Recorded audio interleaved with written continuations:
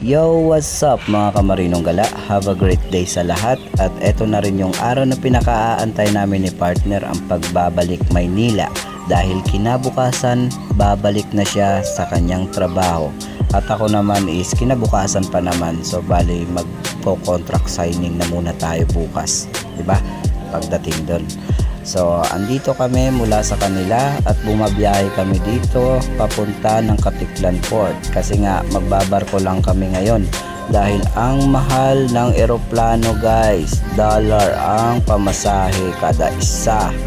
So andito kami habang nasa biyahe kami, malapit na kami sa Katiklan Airport at maya maya bababa na kami papunta doon sa Katiklan Port na kung saan tayo sasakay ng barko patungo ng Manila.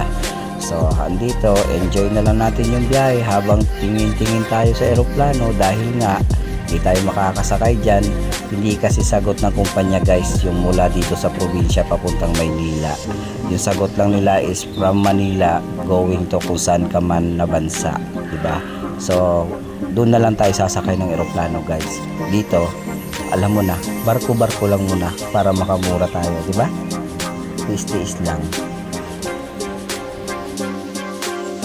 At yun na nga guys. So, ilang minutes na lang bababa na kami ng bus dahil malapit na kami sa Katiklan Port. So, konting tiis na lang. At nandito na nga at nakababa na nga kami at papasok na kami sa entrance kung saan kami kukuha ng ticket. So ewan ko ba kung mahaba yung pila, sana nga hindi dahil nga alam mo naman ang init ng panahon ngayon, di ba? Pero malapit na, konting tiis na lang at makakauwi na rin tayo ng Manila. Ilang minutes na lang yan. At eto na, at nandito na kami ngayon sa ticketing area. So nag-aantay kami, hindi nga nagkamali guys, ang daming pila. Sos, ang daming pauwi. So antay-antay tayo ng makausad yung pila bago tayo makakuha ng ticket.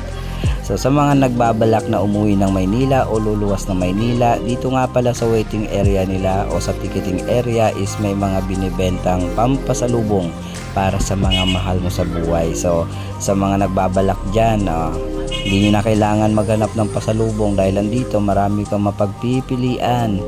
So fresh from Katiklan, alam mo na yan, di ba? So dalhin nyo na yan sa mga mahal nyo sa buhay para naman maging happy sila doon. So pili lang kayo guys, alam nyo na yan.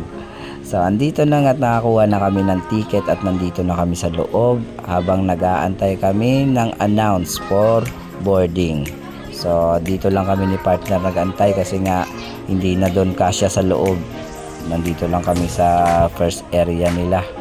Antayin na namin yung announce para makapunta sa kabila. At ito na, kaunting tiis na lang. Yung partner ko is nababagot na kasi nga sabi niya pagod na daw siya kakaupo. Upo lang naman yung ginagawa niya mula pa kanina. So antay-antay na lang tayo ng kaunti.